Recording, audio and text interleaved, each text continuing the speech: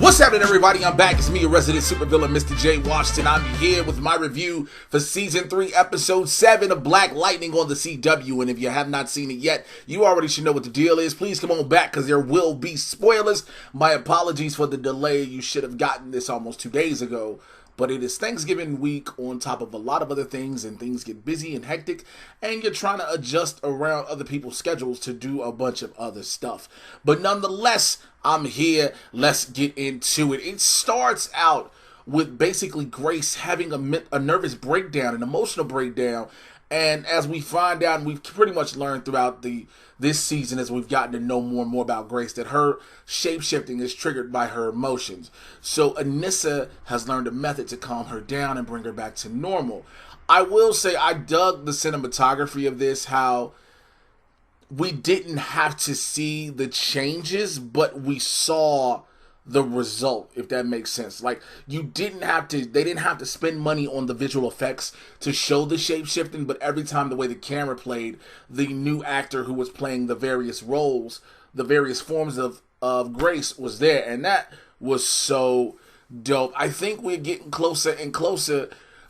Well, I'm not going to go back and forth through all this. Y'all already know that. If you know me, you know me, right? So we know now, towards the end of this, that Grace knows who Black Lightning is, and she knows through her leopard form, which she retains the sense of smell. And she smelled Black Lightning holding on and told her, "I wouldn't let you go," when she was separated from the Medikids that he was trying to help, excavate throughout Freeland. And she was like, "Your scent is the same as Jefferson Pierce." And he was like, "How the hell you know?" First of all, again, I've said this since season 1. How is it nobody understands that the only 6'6" black dude, seemingly slim, muscular built black dude, has the exact same haircut and beard as Black Lightning? I mean, like, they're pretty much similar. I get, we'll say all black people look alike, but nigga, please, okay? I think that's the best way to say it, and I hate to, use it in that situation, but shit, like, you could tell that Jefferson is Black Lightning, but also I remember with the first suit in the first season, and even the second, they were like, the suit gives off a kind of reflective glare where people really can't see his face. Well, we don't see that this much in this suit, which is hella dope. If you haven't checked out the interview I got a chance to do on the set with Black Lightning with Cress Williams, please check that out. It is here on the channel as well. The Gambi finding out about Khalil, and the Pierces slowly starting to find out everything is coming to fruition. Gambi finds out that Khalil is not dead for sure. He's not in his grave. The ASA has him. You have Jen looking at old pics of her and Khalil, which is kind of weird because I wonder, are they doing this conflicted love story, so to speak? And what I mean by that with Jen is she's hanging around Brandon a lot, who, again, in the last episode, I told you, last review, Brandon is Geostorm. So he has been switched up a bit for Black Lightning, but Brandon is Geostorm. Geostorm. I'm thinking about that horrible ass Gerard Butler movie. I apologize to everybody who wasted their money on that, but he is Geoforce, excuse me. But you have Jen and this somewhat budding relationship with Brandon. It seems like it's mutually beneficiary for both, but it could become more. You never know. But also still having her feelings for Khalil at the same time. So it's like, let's see. But Gambi realizes that, and he also asks Len, like, "Yo, I need you to help sneak some tech into the pit so I can find out exactly where the pit is." Because for the first time, we openly said it, and I'm glad the script and the story editors have addressed it. How does Lynn know where the pit is if she can't tell Gambi? And she says it, "I'm blindfolded the moment I get into a car that picks me up." So basically she doesn't go on her own. They take a twist and turns, never the same way. So she doesn't know, which is smart. I'm glad it was addressed. That is a beautiful thing. The fact, there is so much. This episode had a lot of what I've been loving that Black Lightning does. It has a lot of jokes that hit like boom, real quick. Like when you see Jen talking to Major Gray, she calls her a Gray Eddie Munster. I hollered. I was like, yo, shouts out to Lynette who wrote this for putting that in the script. Also, having Reverend Holt after Black Lightning sabotages the bombing thing that the insurgents, the resistance is trying to do, between Reverend Holt telling the kids, "Look, all skin folk ain't kinfolk," and then having having Henderson go, this Negro just, what'd he say? I thought I typed it down. Oh yeah, he said this Negro that messed us up. And I'm like, okay, I love it because that is the realism of what you would hear in the community. That's the realism of that. Like, that dialogue legit happens. I'm glad it does exist in the show. I just wish more people outside of our culture picked up to it. Now, I know there are people who are not black who watch the show. But as a whole, I wish more people understood, like, yo, this is how we talk. Like, you'll see somebody we might call the proverbial sellout and be like, bro, all skin folk ain't kinfolk. It ain't what it is. You see, I love the fact you saw Jefferson and Henderson get into it. When he was like, yo, basically Henderson was like, what side are you on? And Jefferson is like, man, look, I get what you're trying to do, but I can't get with how you're doing it. And the fact that he was like, so you gonna, the fact Jefferson was like, so you gonna lead a double life, huh? You're gonna be police chief 1 minute and then gonna be, leader of the resistance the next. I was waiting on it because I knew it was coming about the whole how you led a double life for 20-something years. And again, the dialogue the two of them have, Damon Gumpton and Cress Williams are phenomenal actors. As a black actor myself, I love the way this dialogue goes because a lot of times, if you ever pay attention to TV and film, when you have black men arguing or black women arguing, it used to be this common trope that somebody has to punch or slap somebody, right? And the argument just could never go off and the people go their separate ways.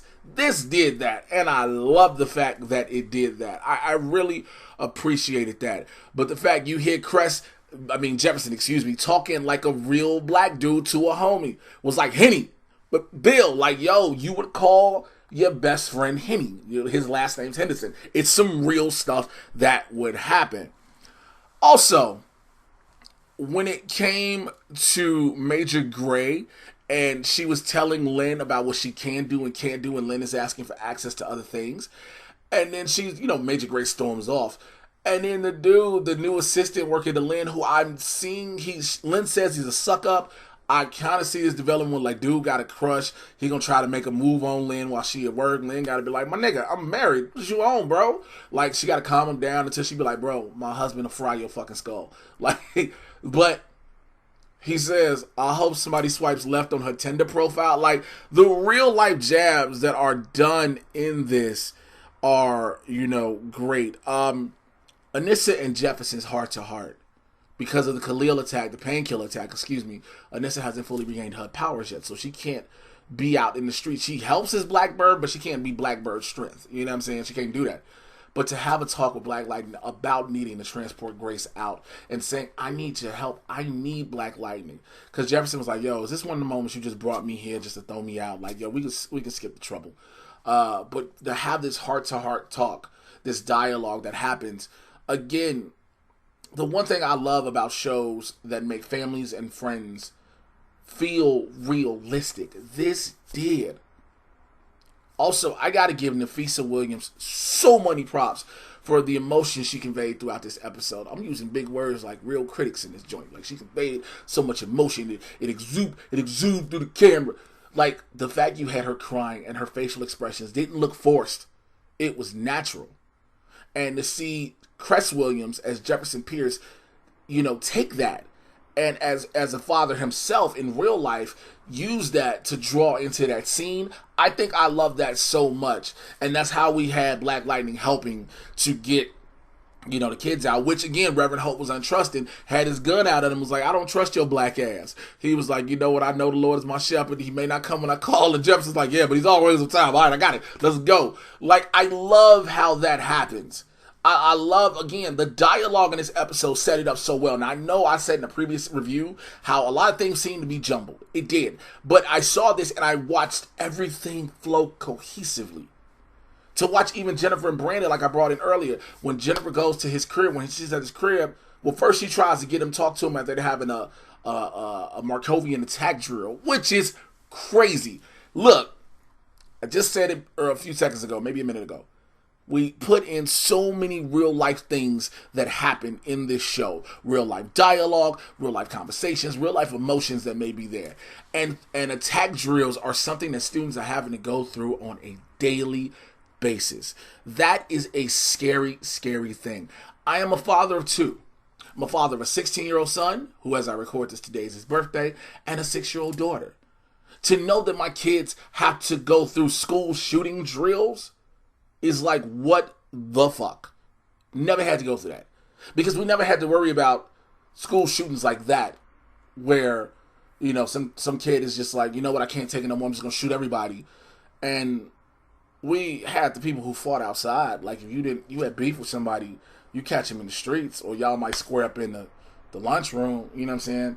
But, or summer break, y'all catch each other, but like, not that. And it's really heartbreaking that has to happen. But the fact they have to have these drills, and Brandon is pretty much ignoring her, and she's like, well, I can help you find Dr. Jace. And that's when he, you know, is really interested. Now, again, I did say their relationship may be mutually beneficial for the both of them as far as that, or it could be potentially grown into a romantic one.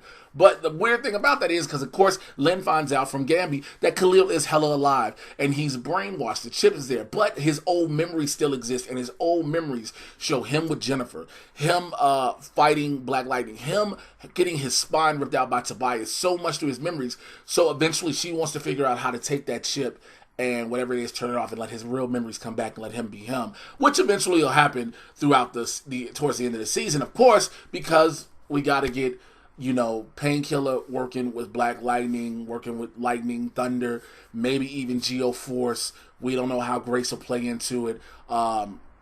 Erica, the metahuman that we saw a week before, who she had this energy output and damn exploded, and now she's back, and they got her getting hit with a baseball bat. She's sort of like Bishop, to an extent, to the point, Bishop from the X-Men. But the difference is, she can't fire it out as blast, she can utilize it.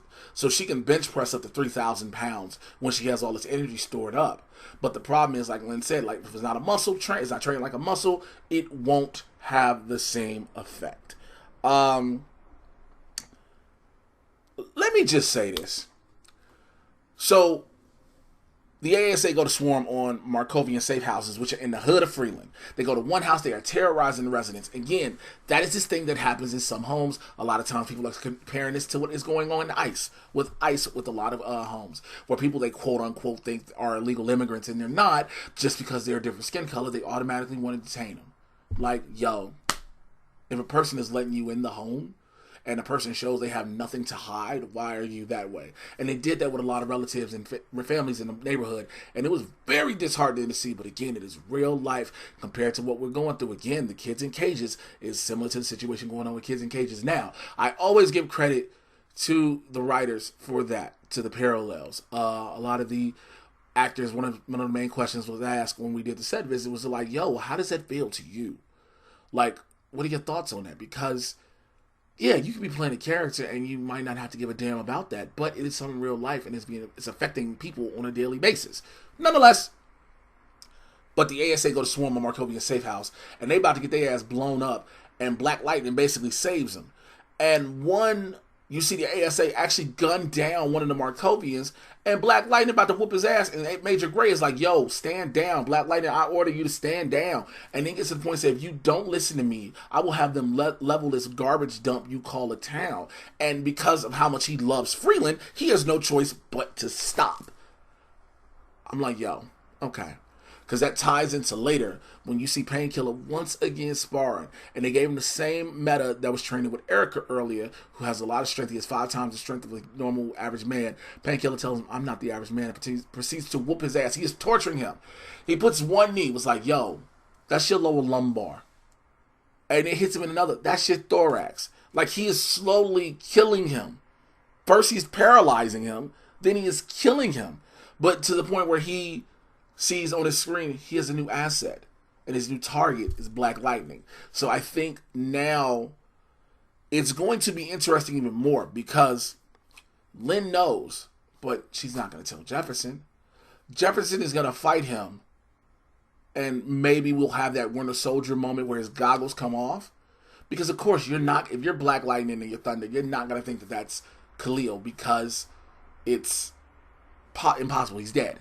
Lynn's the only one who knows. Also, Lynn and Gamby find out his missions, and his mission was to kill his mom with prejudice.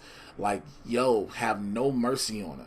And the fact that he was brainwashed to doing that, that's one of the things that's going to make Lynn want to help. But also, she had to pop a green light pill, like a Tic Tac. It was like, yo, you might just want to get an edible. Like, that ain't even CBD you taking. You out here getting high in that thing. But we'll have Black Lightning fight him, which in terms will have Anissa know. But the question is, how do they tell Jennifer? How do they have that comeback where Jennifer finds that out? Or will it be a situation where Black Lightning is getting whooped so bad, and maybe even with Thunder, where she has to help, and in the process of helping, she sees it's him. He doesn't remember her initially, and it'll probably play out where she'll short circuit his brain chip. She'll probably be the one to do it, or more than likely Black Lightning will, but we will see. Overall, my thoughts on this episode, I loved it. It was a dramatic improvement coming from last week. Again, like I said, the story flowed so much better. I loved it. I'm not blaming the writers of the previous episode, because I know the writer. It's one of my best friends. He did a damn good job. It's a lot of things in editing that happened that were beyond controls. The stories are written well. I trust the writers in the room because they love this project.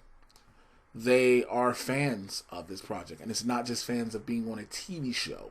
Fans of the comic book and the characters themselves. But I dug it. If I had to give it a rating, give it 4.5 stars. Alright, so I want to know what you think about it in the comments below. Go ahead and like, subscribe, click on the notification bell so you find out when I'm dropping new videos. Like I said, this is coming out the day before Thanksgiving. Thanksgiving weekend, you will be getting some more of the Black Lightning set visit photo interviews. I've just been kind of busy getting everything together.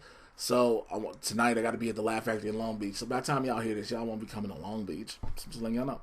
But I got wrestling coming up December 7th. I'm back in Long Beach at the Metroflex Sports Center. And then on December 14th, I'm in Compton, California for Compton Mania 2, which sounds terrifying and hilarious at the same time. But I'm looking forward to it. Again, follow me on Twitter and Instagram at Mr. J Washington, MRJAY. You should know how to spell Washington, all right?